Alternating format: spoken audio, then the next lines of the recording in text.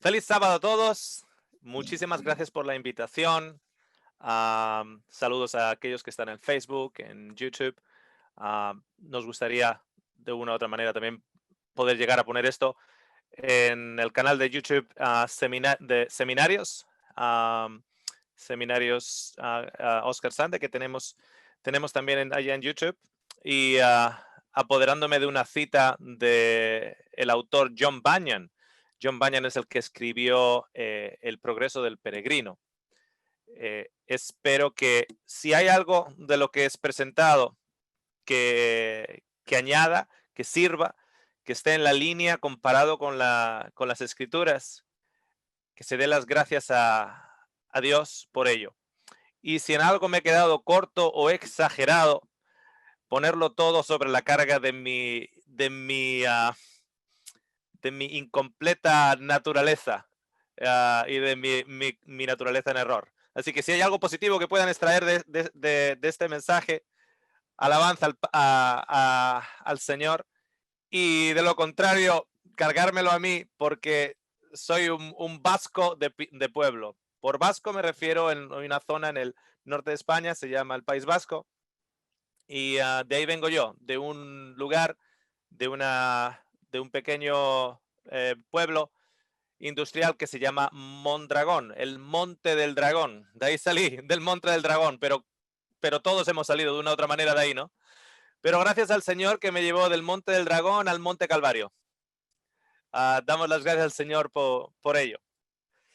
El mensaje de hoy, o el estudio de hoy, se titula La guerra al revés. La guerra al revés.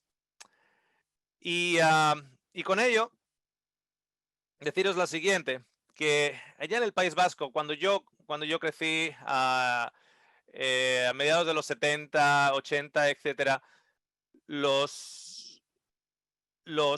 peleas de un grupo llamado ETA, Euskalta Elkartasuna, que significa en el idioma euskera, en el idioma vasco, Euskadi o País Vasco y libertad, estaba a la orden del día.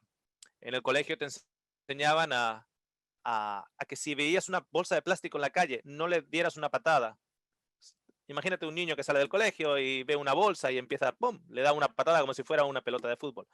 Entonces nosotros no podíamos hacer eso por si acaso había una bomba. Recuerdo una vez en la cual había una olla a presión justo debajo de mi casa, una olla a presión. Y claro, ollas a presión significa tenías que llamar a la policía y venían con los robots que parecían los de Star Wars. Y estos robots iban allá y movían la olla a presión, le hacían un agujero y veían a ver si tenía goma 2, que es un explosivo, y metralla que podría ser o clavos o puntas, etcétera. Entonces tenían el goma 2, el explosivo goma 2 con metralla dentro, dentro de una olla a presión. Y para nosotros, chicos, era alucinante porque recién Star Wars había salido y esos robots de Star Wars estaban en las imágenes. Entonces, claro, nosotros teníamos nuestro propio robot de Star Wars. Todos los viernes que acabábamos muy cansados, que no queríamos regresar a la tarde al colegio después de comer, etcétera, mandábamos a un chico llamado, o no voy a decir el nombre, le mandábamos a la cabina de teléfono, porque claro, no había ni móviles ni nada. Entonces Manolo, estaba en nuestra clase, pero era 2 años mayor, había repetido muchas veces, entonces ya le había cambiado la voz, ya tenía una voz más de adulto. Entonces le mandábamos a Manolo ya dije el nombre. Dije el nombre. Perdón, Manolo. Le mandábamos a Manolo a la cabina de teléfono para que llamara a la policía y con un aviso de bomba. Y claro, como la situación estaba tan caldente, sabíamos que en media hora iba a llegar el director del colegio a todas las clases y decir, ok, evacuar el colegio. Y así pasamos muchos años. Los viernes de tarde nos íbamos a casa más temprano, gracias a Manolo. Ya que dije el nombre, ya saludos a Manolo si me escucha. Me imagino que el delito ya ha prescrito. Con tantos años ya ha prescrito. Entonces, existía una guerra en las calles, una guerra política entre, entre lo que se llamaba en el País Vasco el Estado español y Euskadi o el País Vasco. Yo recuerdo, por ejemplo, los viernes a la tarde ir al gimnasio o ir a nadar, hacer natación y salir del polideportivo.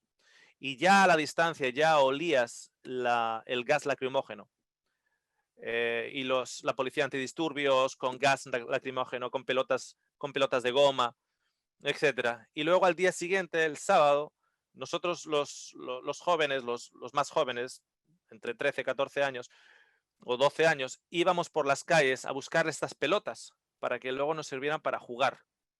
Entonces cogíamos esas pelotas de goma y a ver quién encontraba más pelotas de goma. Y todas ellas siempre eran 99% perfectas y lisas, menos donde le había pegado la pólvora, que tenía así como una especie de agujerito.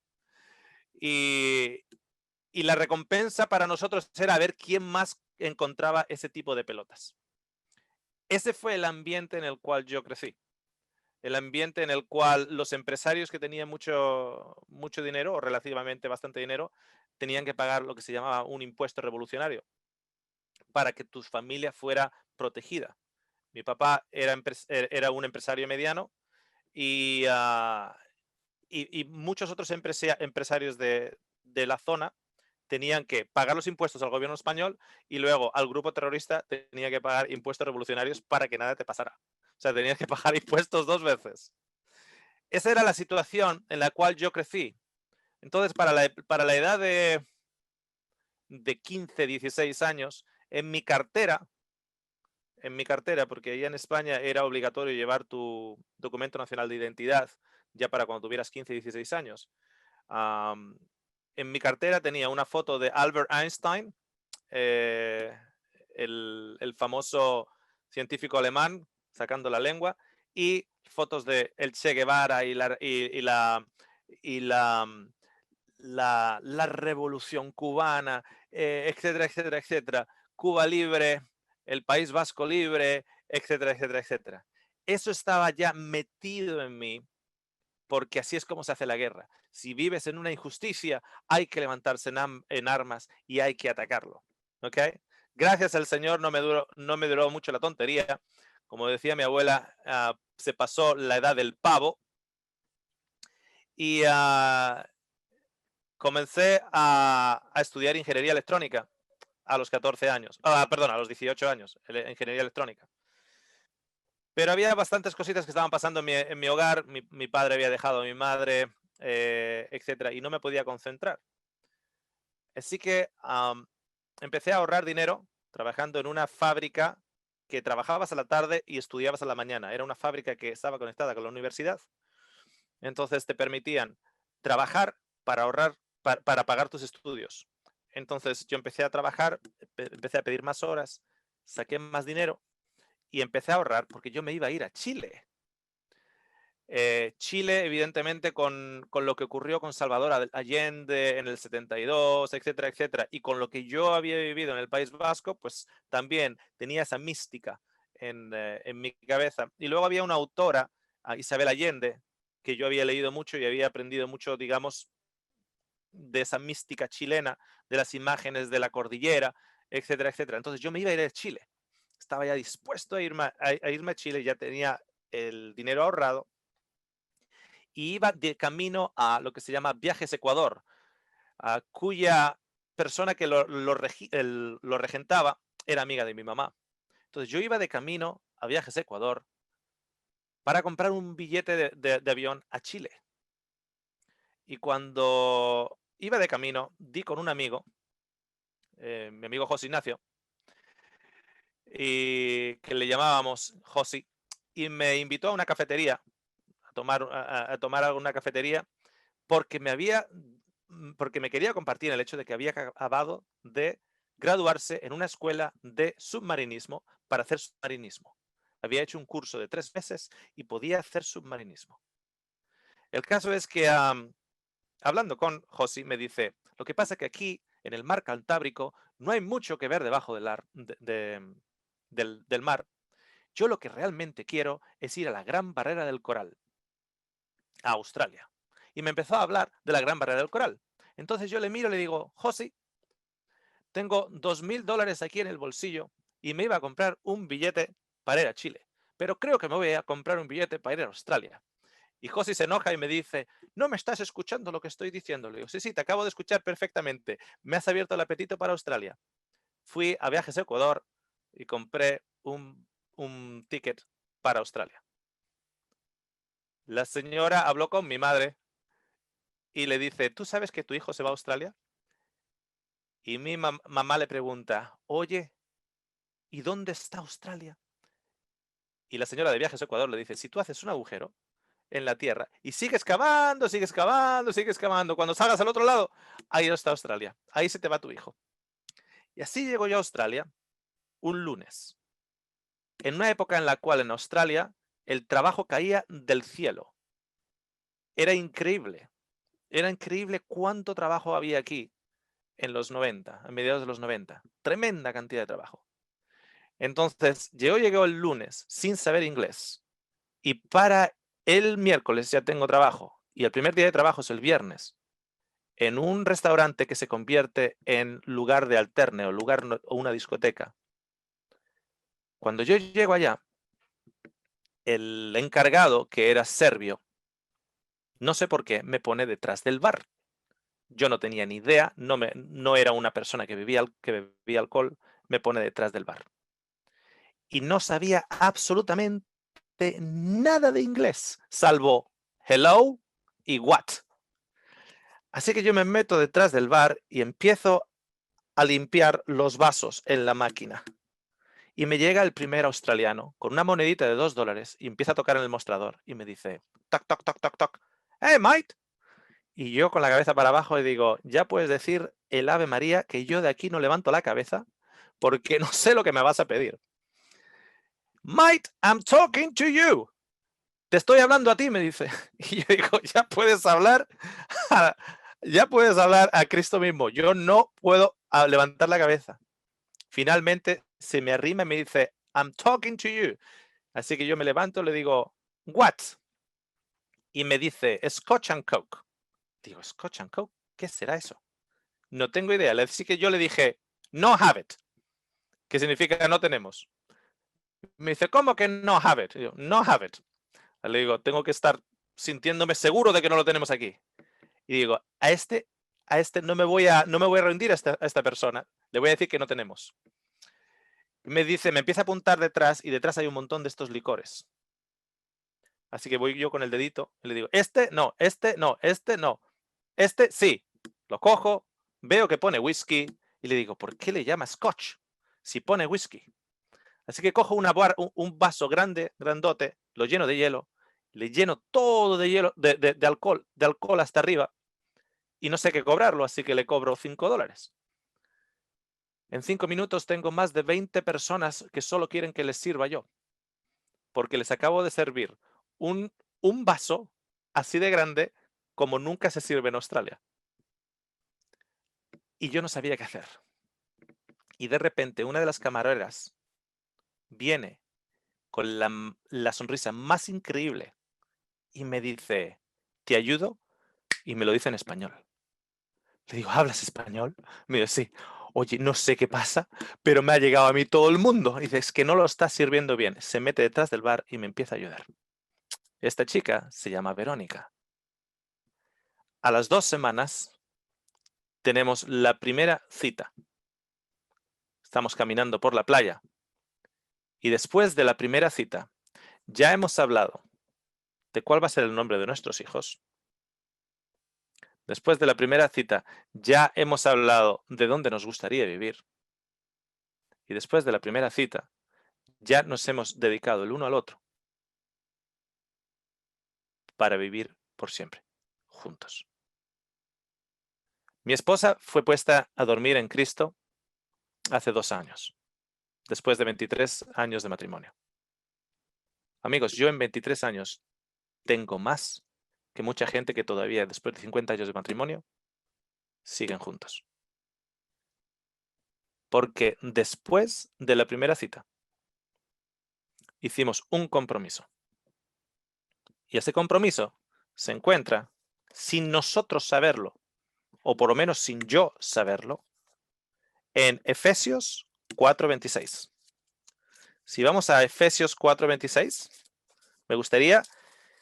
Yo no sabía que esto estaba escrito en la Biblia por aquel entonces. Yo no sabía que este compromiso estaba en la palabra, en el Nuevo Testamento, en el libro Efesios. No tenía ni idea de que existía un libro de Efesios. Sin embargo, después de la primera cita, 2 semanas después de conocerla, nos hicimos este compromiso el uno con el otro. Caminando por la playa y comiendo un helado. Es en el capítulo 4, versículo 26. Capítulo 4, versículo 26. Airaos, pero no pequéis. No se ponga el sol sobre vuestro enojo. Airaos, en otras versiones puede que lo encontréis como enojaos. Enojaos, pero no pequéis. No se ponga el sol sobre vuestro enojo. 2 semanas después de conocer a Verónica, nos hicimos el compromiso de que nunca nos iríamos a dormir enojados. No que no tuviéramos nuestras diferencias, sino que nunca nos iríamos a dormir enojados. Cuando nos casamos, siempre fue eso, el cumplimiento de esa promesa. Mi hijo se casa el 8 de septiembre, en menos de 3 semanas. ¿Sabes cuál ha sido el consejo de un padre para un hijo? Efesios 4:26. No os lo podéis imaginar, para aquellos que me están escuchando. Pero hay gente cristiana que por 2 días no se hablan con su esposa o con su esposo. Increíble, ¿a que sí? Es increíble. Yo sé que es súper difícil de esto de entender para aquellos que estamos escuchando, pero hay gente ahí, cristiana, que pueden estar hasta 3 días sin hablarse el esposo con la esposa. Es increíble. He escuchado de gente, y yo sé que es súper difícil de entender para todos nosotros que estamos aquí escuchando, pero hay gente que lleva hasta 1 semana que no se habla con su esposa. 1 semana. ¿Se lo pueden imaginar? Es increíble. Es increíble. Como se habrán dado cuenta, estoy siendo sarcástico. Porque ustedes y yo conocemos a gente que llevan 1 mes. Ustedes y yo conocemos a gente que llevan 6 meses. Y que cada semana se desean entre los hermanos de iglesia feliz sábado. Y la razón por ello es porque no han sabido batallar las guerras bajo el punto de vista del cristianismo. Siguen batallando las guerras desde el punto de vista de la carne. Dejadme explicaros. Fijaros bien en el texto en Efesios 4. En Efesios 4, 25 primero, nos dice lo siguiente. Por lo cual, desechando la mentira, hablad verdad cada uno con su prójimo, porque somos miembros de los unos de los otros. Luego es cuando nos dice, enojaos, pero no pequéis. No se ponga el sol sobre vuestro enojo, ni deis lugar al diablo. Fijaros lo siguiente. ¿Nos está mandando Dios que nos enojemos? ¿Nos está mandando Dios que nos airemos? A simple vista parecería que es un mandamiento. Pero en realidad no es un mandamiento. Dejadme explicaros. Para las mujeres que están ahí escuchando, imaginaros que usted le manda a su esposo a ir al supermercado y hay una harina que es para leudar. Tiene bicarbonato sódico en ella y es lo que le llaman en inglés rising flour, self-rising flour, que es harina para alzarse. Entonces, ustedes ven que el esposo está ahí con el móvil, o está respondiendo a algo, o está haciendo lo suyo. Amor, quiero que vayas al supermercado. Que sí, que voy a ir. Me compras 1 kilo de harina. Que sí, que ya te he dicho que sí. Que sea self-rising, que sea self-rising, que sea para que leude. Que sí, que ya te he escuchado, pero tú le ves que está ahí con el móvil. Entonces, él se va. Y tú, al ser mujer, que sabes lo que va a pasar, ya como que lo temes y lo anticipas. Este hombre se ha ido al supermercado, fíjate cuánto se puede tardar en coger 1 kilo de harina y en lugar de venir a los 10-15 minutos, aparece a los 45 minutos. ¿Dónde se habrá metido este hombre? Llega con el kilo de harina, por fin llegó por la puerta. Tú que lo necesitabas ahora para hacer unas magdalenas, unos muffins, por fin llega. ¿Dónde se habrá metido? Madre mía. Llega, te da el kilo de harina y es kilo de harina normal. Es normal. Este burro es normal. Si le dije, ¿cuántas veces le dije self-rising? ¿Cuántas veces le dije self-rising? Y me lo trae normal. No, si aquí la que tiene, o lo hace una o no se pueden mandar a ninguno para hacer las cosas. ¿Sabe lo que te dice en ese momento el Señor? Ok, enójate. Enójate. Sácalo. Sácalo de dentro. Enójate. El Señor no te está diciendo o ordenando que te enojes. No te está dando un mandamiento. Enójate. No, no, no, no, no. Te está diciendo, te entiendo. Te entiendo. Le has dicho 40 veces que sea self-rising la harina. Le has dicho 40 veces. Le has dicho, vete al supermercado de la esquina, el cerquita, el que en 10 minutos estás de vuelta y te aparece 45 minutos después. Y encima te trae la harina equivocada. El Señor te está diciendo, ok, enójate, aírate, enójate, ¿vale? Te está diciendo, te entiendo, te entiendo. Entiendo tus explicaciones, entiendo tus razones. Ahora bien, ¿ya está? ¿Ya te has airado? Sí. ¿Ya te has enojado? Sí. ¿Ya le has dicho lo que tienes que decir? Sí. Ok. Ahora, no te vayas. No dejes que el sol caiga en ese enojo. No dejes que el sol caiga en ese enojo. ¿Sabes por qué? Porque cuando tú dejas que el sol caiga en ese enojo, cuando el sol cae, entras en oscuridad. Y si entras en esa oscuridad con ese enojo, oh, cuán oscura es esa oscuridad. Nos dice que si hacemos eso, estamos pecando. Fijaros, tú ya le has dicho todo lo que tenías que decir a tu esposo, ya te has enfurecido, ya ha salido él enojado también de vuelta al supermercado y vuelve a los 20 minutos por fin con la harina correcta, etcétera. Ya has estado haciendo los muffins o las magdalenas, etcétera, etcétera. Ya. Ahora, no dejes que ese enojo dure antes de que acabe el día. No dejes que ese enojo caiga. ¿Por qué? Porque si lo haces, el texto nos dice que ahí estás pecando. Ahora quiero que entendáis lo siguiente. ¿Sabíais que hay muchos cristianos viviendo en pecado? ¿Sabíais que hay muchos cristianos viviendo en pecado? ¿Sabíais que hay matrimonios que miran por encima a un grupo a una pareja joven que está viviendo sin casarse? Apuntan con el dedo diciendo, esos de ahí están viviendo en pecado. Y él hace 3 días que no le habla a su mujer. Él hace 3 días que no le habla a su mujer y están acusando a esos 2 jóvenes de vivir en pecado y no se da cuenta que él está viviendo en pecado.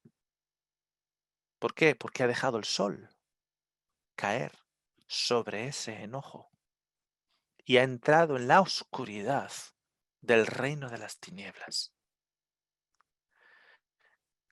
23 años de casados. Y inicialmente, para cumplir esa promesa que nos hicimos el uno con el otro, os tengo que admitir que había veces que era la 1 de la mañana y yo estaba así. Y mi esposa estaba. Y yo le decía, ¿estás dormida? No, no estoy dormida. Ah, porque si tú te quedas dormida, estás rompiendo la promesa. No, yo no voy a romper la promesa. Yo sé lo que prometí. Ok. Y luego eran las 2 de la mañana.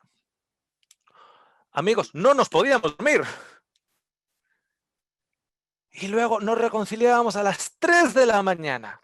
Y después de reconciliarnos, ¿sabes lo que decíamos? Seremos tontos. No nos podríamos haber reconciliado a las 10 de la noche y acabar con 10 horas de dormir y descansar en lugar de me tengo que levantar a las 6 de la mañana y solo he dormido 3 horas. Llegó el momento en que aprendimos, en el cual, por ejemplo, si eran las 10 de la noche y había un desacuerdo, parábamos y decir, ok, este desacuerdo lo discutimos mañana. Porque como empecemos a dar vueltas a esto, nos va a durar 3 horas y nos va a quitar horas de sueño. Así que apartábamos el desacuerdo en lugar de empezar en ello y reconciliarnos a la 1 de la madrugada. 23 años. En ningún día de 23 años de matrimonio nos quedamos dormidos en nuestro enojo. De 23 años.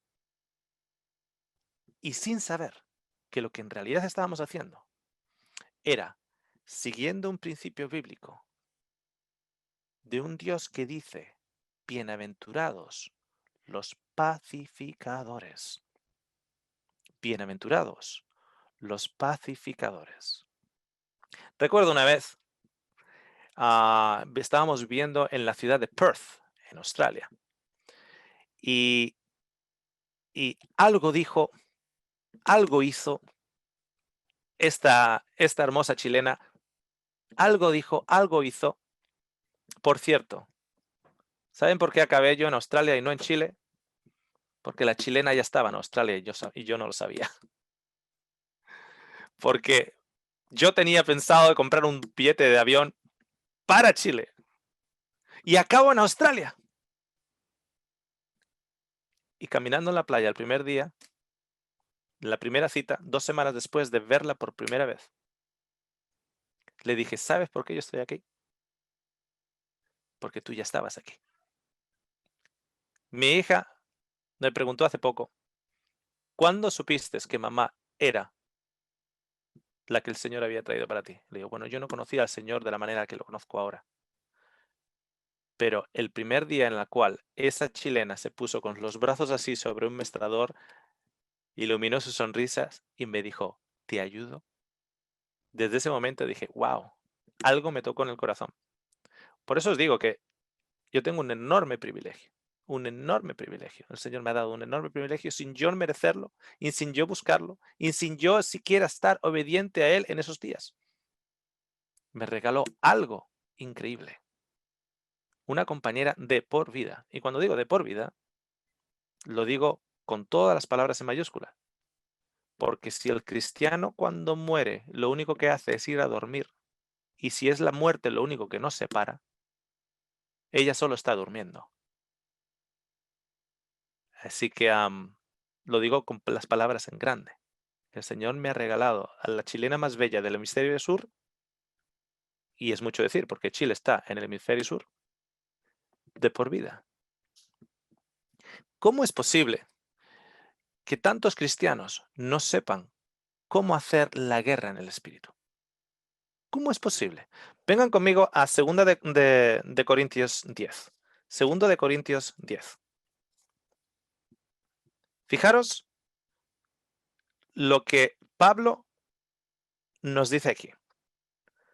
Versículo 3 al versículo 6. Pues aunque andamos en la carne, no militamos o no hacemos guerra según la carne. O sea, somos de carne y hueso. Estamos todavía confinados en esta cárcel pecaminosa de este mundo. Pero sin embargo no guerreamos, no hacemos milicia, no hacemos la guerra de la manera en la cual la carne lo haría, sino de acuerdo al Espíritu. Versículo 4. Porque las armas de nuestra guerra, de nuestra milicia, no son carnales, sino poderosas en Dios, para la destrucción de fortaleza, derribando argumentos y toda altivez que se alza contra el conocimiento de Dios y llevando cautivo todo pensamiento a la obediencia de Cristo. Fijaros el 6. Y estando prontos para castigar toda obediencia cuando vuestra obediencia sea perfecta. Fijaros, el versículo 6 es súper importante. ¿Vosotros os acordáis de cuando los fariseos le ponen a una mujer cogida en adulterio delante de Jesús y le dice, Moisés dice que hay que apedrearla, ¿tú qué dices? Y Jesús va y dice, el que esté libre de pecado, que tire la primera piedra. Uno inicialmente puede decir, bueno, les está dando permiso para tirar la piedra. Les está diciendo, sí, apedréenla. Pero en realidad está utilizando lo que en la psicología se dice, o se llama, o se conoce como la psicología revertida. La psicología revertida. La psicología revertida en sí es una definición humana, pero se usa mucho en la Biblia. Por ejemplo, el rey Salomón se encuentra con 2 mujeres y solo un bebé. Entonces el rey Salomón tiene que discernir de quién es el bebé, de la mujer de la derecha o la mujer de la izquierda. Entonces, ¿qué hace? Pide una espada para cortar el bebé en 2. Y cuando pide una espada para cortar el bebé en 2, la madre auténtica dice, no, no, no, no, no, no, no. Darle el bebé a ella, pero no maten al bebé. La otra va y dice, ok, parten el bebé por la mitad para ella, la mitad para mí. En ese momento, Salomón se da cuenta de quién es la mamá verdadera y quién es la mamá falsa. Pregunta, ¿quería en realidad Salomón partir a ese niño en la mitad? No, eso se llama psicología revertida. Está usando un proceso de pensamiento para llegar a una conclusión, pero ese proceso de pensamiento no es la intención original. Cuando Jesús está diciendo, adelante, adelante, el que esté libre de pecado, que tire la primera piedra, no está en realidad deseando que la apedreen, sino todo lo contrario, sino que en ese proceso se van a dar cuenta ellos mismos que no tienen autoridad moral para apedrearla. Fijaros el versículo 6 en 2 de Corintios 10. Estando prontos para castigar. ¡Hey! Estando prontos para castigar toda desobediencia. ¡Ajá! Voy a castigar toda desobediencia. Aquel está desobedeciendo al Señor. Aquel, y voy a estar ahí pronto para castigar. Y luego fíjate lo que dice Pablo. Cuando vuestra obediencia sea perfecta. Tirarle la piedra, tirarle la piedra. Cuando tú estés libre de pecado. Castiga la desobediencia. Hay gente que se coge la primera parte. ¿Qué estás haciendo, hermano? Estoy castigando la desobediencia de aquel hermano. Estoy castigando la desobediencia de aquella persona. Espera. Porque la palabra de Dios me da permiso. Sí, cuanto tu obediencia sea perfecta. Cuando tu obediencia sea perfecta. Cuando tú no camines con una viga que puedes construir una casa en tu ojo y vayas quitando la pelusa de paja del ojo del vecino. Fijaros, versículo 4, de vuelta. Porque las armas de nuestra milicia no son carnales, sino poderosas en Dios para destrucción de fortaleza. Versículo 5. Derribando argumentos y toda altivez que se levanta contra el conocimiento de Dios. En otras palabras, los argumentos tienden a llevar a una altivez.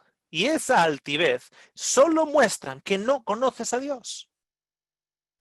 Porque si quieres ser el primero en el reino, tienes que ser el más último.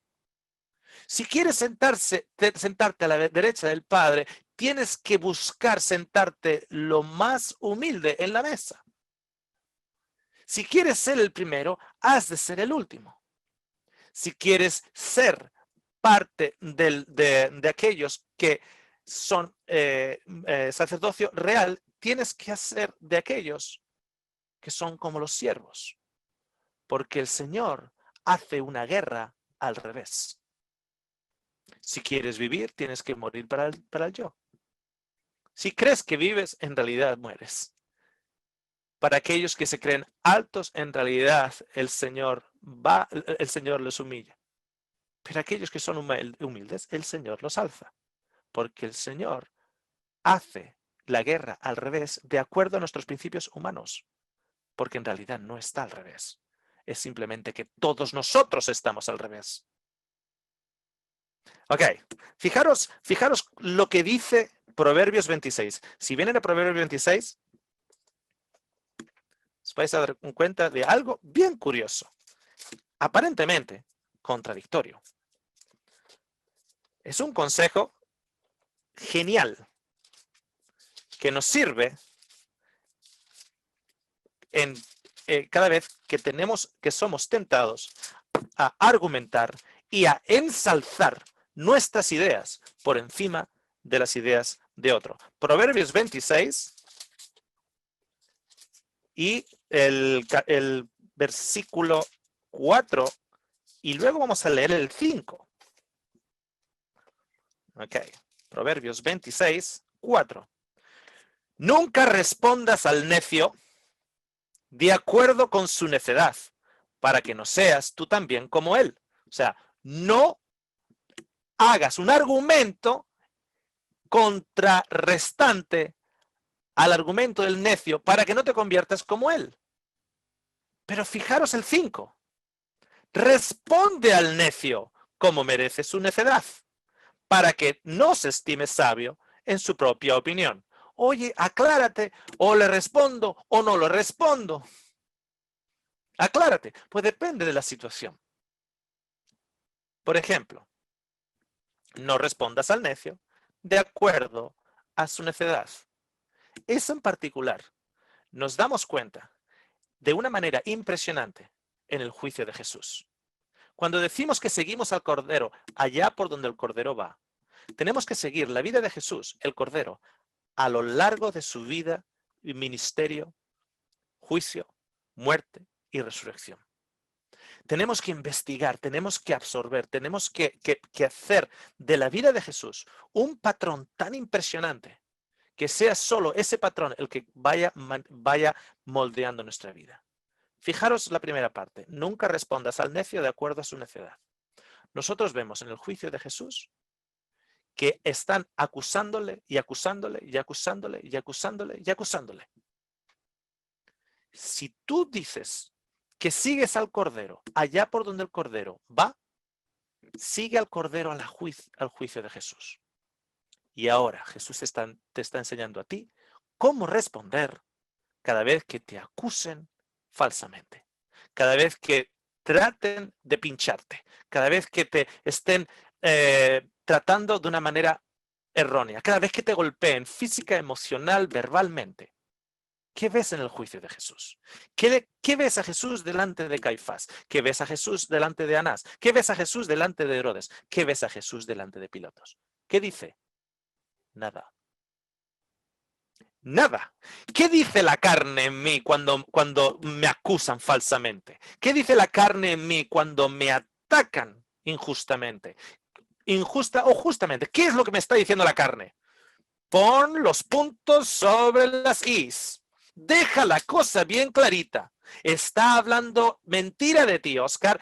Acláraselo para que aquellos que estén escuchando queden aclarados. Porque el que calla otorga, decía mi abuela.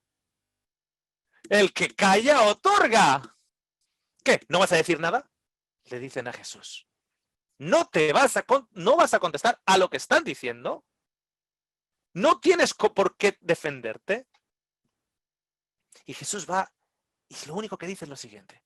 Si mi reino fuera de este mundo, mis siervos ya hubieran peleado. Oiga, ¿y por qué no pelearon sus siervos? ¿Por qué no pelearon sus ángeles?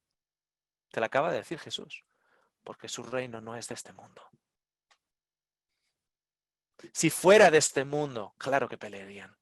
Pero como no es de este mundo, no pelean. No pelean. ¿Sabes que nosotros podemos entrar en el reino de Dios hoy? El reino de Dios. El reino es lo que está establecido por Dios como sus principios y su manera de vivir. Cuando nosotros nos defendemos y defendemos una opinión, esa defensa de esa opinión, lo único que nos hace a nosotros son altivos. ¿Por qué? Porque tengo que estar por encima de la opinión de aquel que está en contra mío. Y no nos damos cuenta que estamos jugando al tenis o estamos jugando en el Coliseo Romano como dos gladiadores con espadas que están tratando de mirar a ver quién sobrevive. Y mirar al dios humano, Nerón o cualquier otro emperador, para ver si me pone el dedo para arriba o el dedo para abajo. Y lo que estamos buscando es que el dios de este mundo nos diga: ¡hey, perfecto! Ganaste, tú sobreviviste, ganaste el argumento. Y no nos importa si el que está delante es nuestra propia esposa.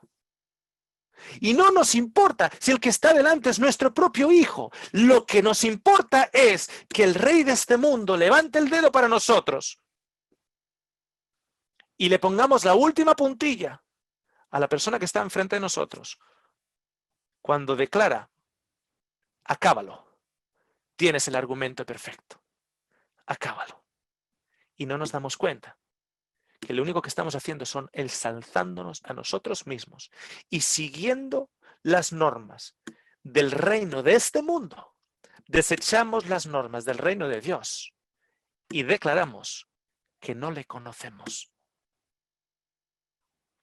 Sin embargo, el versículo 5, en Proverbios 5, nos dice: responde al necio como merece su necedad, para que no se estime sabio en su propia opinión. Entonces a Jesús le dan un denario y le dicen: ¿hay que pagar impuestos al César? Entonces Jesús, que se da cuenta que es una pregunta de necio, le dice: dame una moneda. ¿Qué cara es ahí la moneda? César, ¿ok? Darle al César entonces lo que es del César y a Dios lo que es del Dios. ¿Qué acaba de hacer?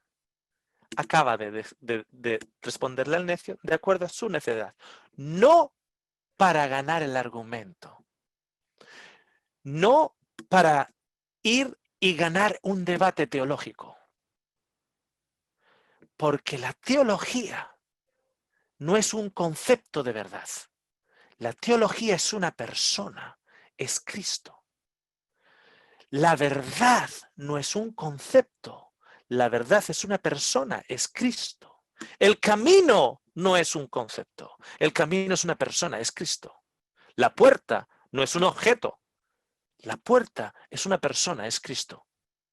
La luz no es un concepto, la luz es una persona, es Cristo. El reino de los cielos no es un concepto, el reino de los cielos es Cristo, su misterio, vida, muerte y resurrección. El reino de los cielos ha llegado, decía. El reino de los cielos está aquí a tu alcance, decía. Porque no es un concepto, está todo encapsulado en una persona. Y esa persona es Cristo Jesús. Fijaros cómo lo dice Romanos 12. Si venís a Romanos 12,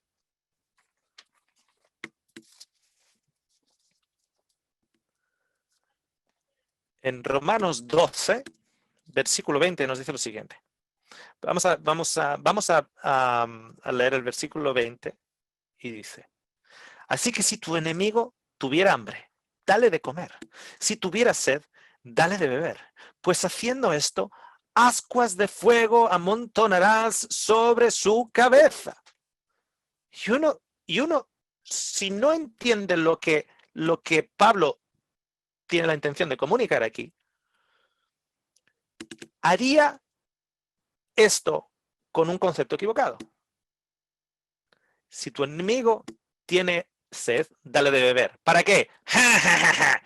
Ahí te pudras. Fíjate qué bueno soy yo. Ahí te pudras. Espero que estés sufriendo con mi bondad. No. Si tu enemigo tiene hambre, dale de comer. ¿Para qué? Soy mejor que tú. Soy mejor cristiano que tú. Fíjate, esto no lo harías tú. Tú eres mi enemigo, pero esto no lo harías tú. Yo lo hago porque soy mejor cristiano. No. Así no pones pascuas, ascuas o brasas de fuego sobre su cabeza. No. Así lo que haces es mostrar el amor de Dios, que es un fuego consumidor. En el libro de Cantar de los Cantares, capítulo 8, fijaros, Cantar de los Cantares, capítulo 8, nos dice lo siguiente. Cantar de los Cantares, capítulo 8, versículo 6. Cantar de los Cantares, capítulo 8, versículo 6. Ponme como un sello sobre tu corazón, como una marca sobre tu brazo, porque fuerte como la muerte es el amor, duro como los celos, duro como el Seol los celos. Sus brasas de fuego, fuerte llama. Las muchas aguas no podrán apagar el amor, ni lo ahogarán los ríos.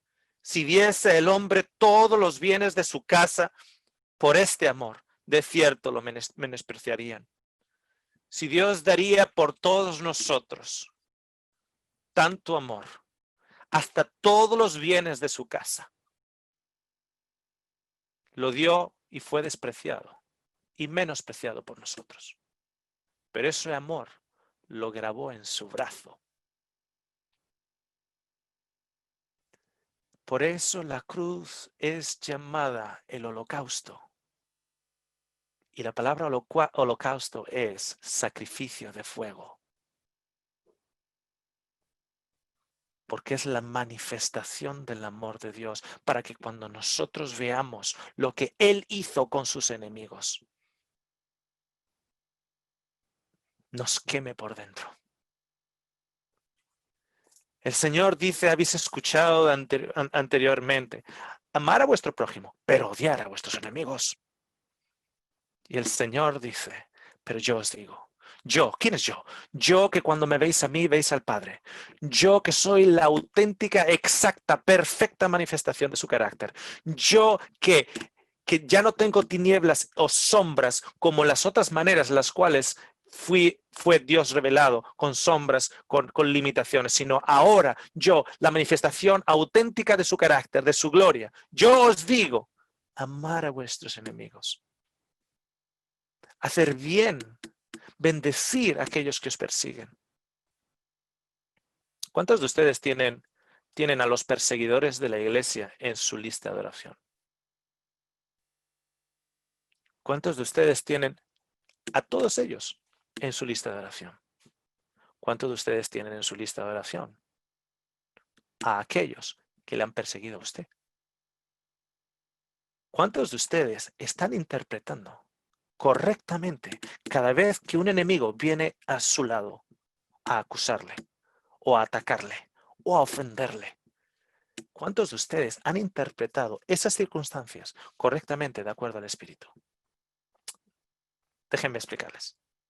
O déjenme mostrarles de la manera en la cual el Señor ha ido cambiando el pensamiento de este vasco, que lo único que quiere es tirar un cóctel molotov a aquel que le acusa.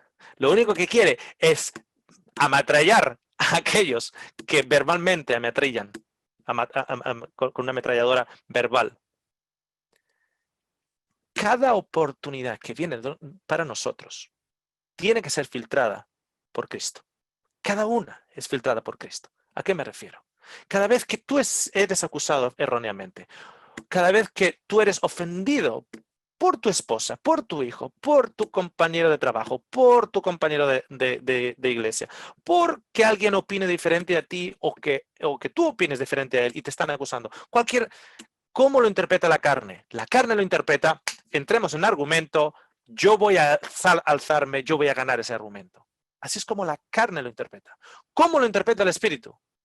Oh, Señor, esta es la oportunidad que me das para orar por mis enemigos. ¡Wow!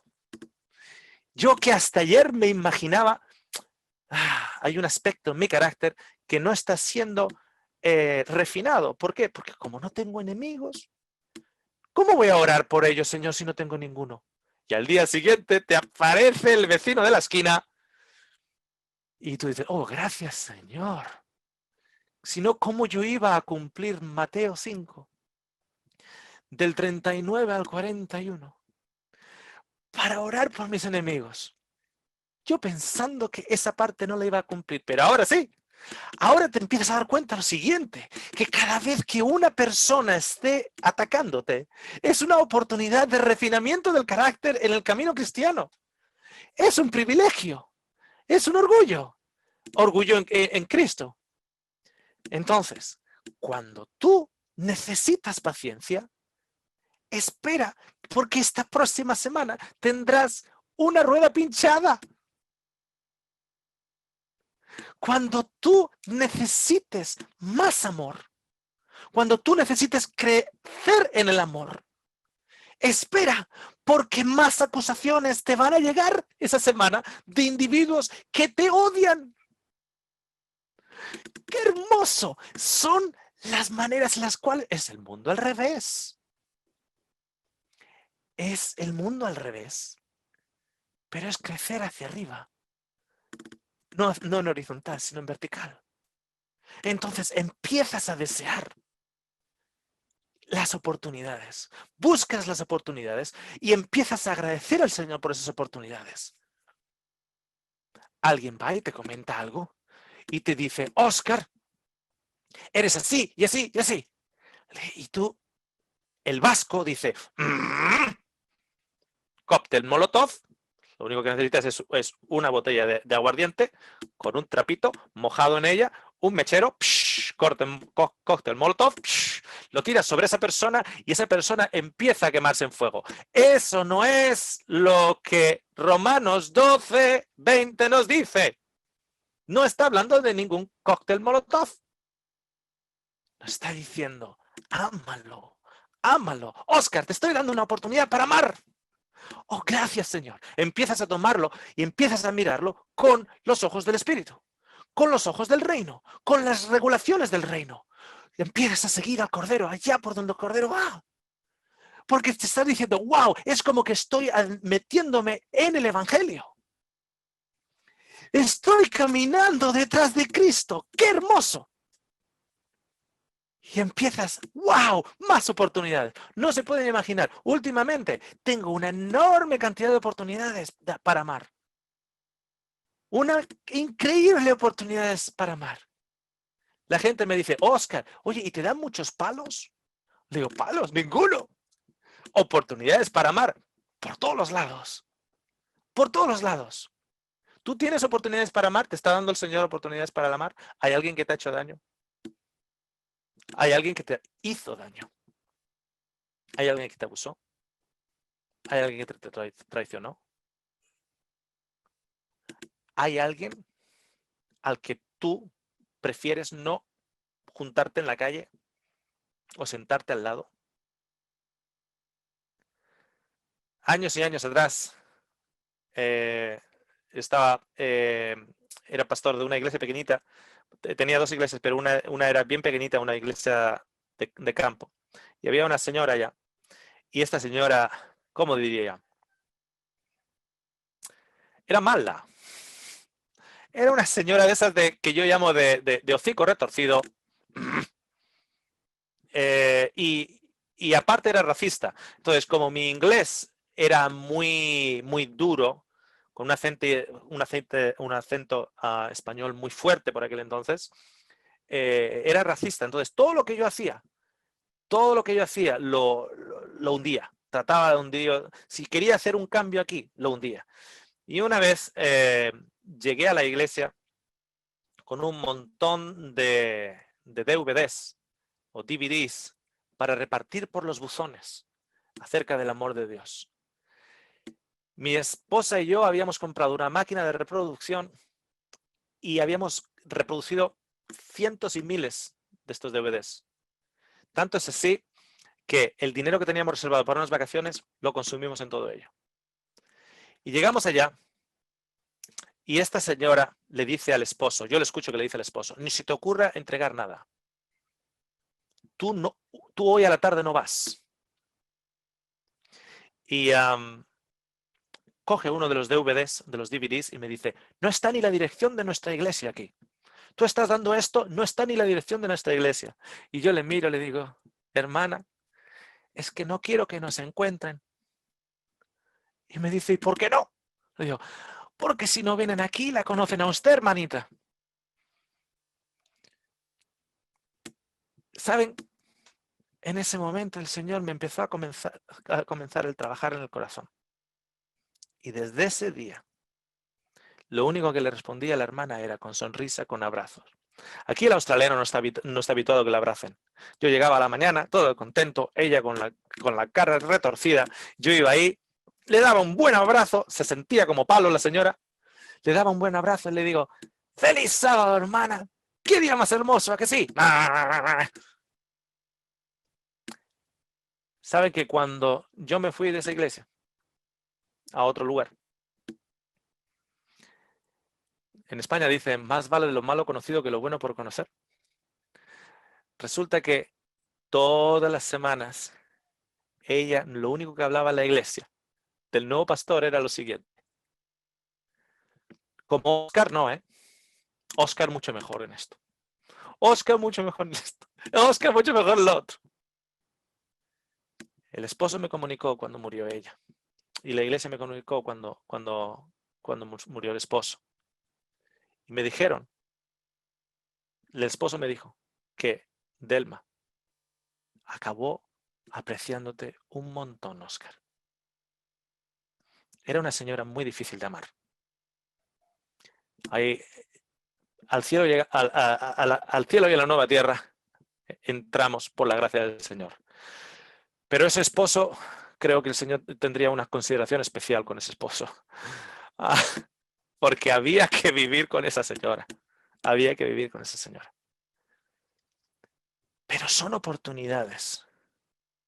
Recuerdo una vez llegué con una amiga que nos estaba ayudando a mi esposa y a mí a trabajar en esa área. Y esta amiga conoció a esta señora. Y cuando la dejamos de vuelta en su casa, esta amiga me dice, Oscar, si sobrevives a esta señora, no hay nada en ninguna iglesia, en ningún momento de la vida, ninguna crítica que ya te pueda afectar. ¿Por qué? Porque si le has sobrevivido a ella, ya estás inmunizado para el resto. Y ha sido verdad. ¿Sabes por qué? El Señor me dio un enorme privilegio de ponerme como miembro de iglesia a una señora como era Delma. Y gracias al Señor porque como el Señor la fue a los últimos días refinando y hacerla una persona más amable, más dulce. Porque os puedo garantizar que a día de hoy todavía estoy por encontrar una persona que me pueda atacar de la manera que me atacó Delma. Mi esposa y yo teníamos una broma. Cuando alguien nos atacaba de una u otra manera, mi esposa me miraba y me dice, estos son amateur, no es como Delma. Como diciendo, nosotros ya nos hemos graduado de Delma, ahora ya cualquier cosa ya está por debajo. ¿Sabes qué fue un privilegio?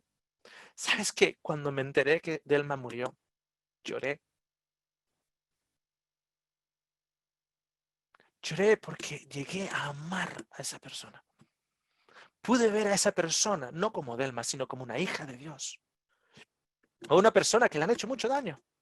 Una persona que tenía mucha rabia dentro. Una persona que ha sido de una u otra manera esclavizada en este mundo de pecado, como todos nosotros de una u otra manera. Y poder ver a una persona que te está haciendo tanto daño. Y decir, oh Señor, este es el milagro del Evangelio. Has puesto un amor en mi corazón para una persona que me odia. ¿Qué privilegio es ese? Cuando vemos que Romanos nos dice, cuando nosotros todavía éramos enemigos de Él, cuando todavía nosotros le odiábamos, Él por amor murió por nosotros. Qué hermoso es ser parte de ese amor divino. ¿Qué nos dice hoy el Señor a través de su palabra? No te metas en argumentos, amigo y amiga, porque solo tratas de alzarte a ti mismo. Mejor que otros crean que estás equivocado, pero que no te roben el amor de Dios para con ellos. Y nunca vayas a acostarse en vuestro enojo con alguna otra persona. Nunca. ¿Para qué vivir en pecado cuando hay libertad en Cristo Jesús? Sigue la vida de Jesús y todas las respuestas a todas tus dificultades están manifestadas a través de lecciones en su vida, en todo lo que dijo, en todo lo que hizo, en toda la parábola, en todo milagro, en todo caminar, en toda respuesta. Están todas las respuestas para las circunstancias que estás pasando en estos momentos. Todas las respuestas. Lo único que tenemos que hacer es mirar y contemplar al Cordero, el que quita el pecado de ti, de mí y del mundo. Quiero agradecerles por la oportunidad que me han dado de compartir con ustedes en el día de hoy. Muchos saludos a Puerto Rico. Está pendiente ese país en mi corazón desde un día que en Estados Unidos me mostraron un plato con un plátano que tienen ustedes. Hacen un plato con un plátano y desde entonces dije, si no es ahora, será más tarde, pero todavía tengo que visitar o Puerto Rico o que los puertorriqueños en la nueva tierra me cocinen ese plátano de vuelta.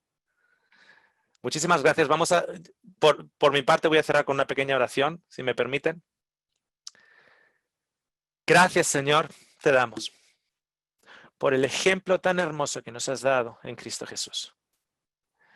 Porque todo dependiendo de nosotros, lo que depende de nosotros, estamos en paz con todo el mundo. Porque el Señor ha venido a darnos paz a nosotros. Y esa paz la tenemos aquí para contagiar a otros con ella. Gracias, Señor, porque en realidad aquellos que se consideran enemigos o aquellos que quieren argumentar en contra de nosotros, sobre todo, Señor, cuando son seres queridos, son nuestras esposas, son nuestros esposos, son nuestros hijos, son nuestros padres. Gracias, Señor, porque nos das una alternativa. No unas armas de la carne, no, las armas del Espíritu manifestado en la vida, muerte y resurrección de Cristo. Te damos las gracias porque tus caminos son más hermosos, más llenos de amor, más llenos de luz. Te damos las gracias por todo ello en el nombre de Jesús. Amén.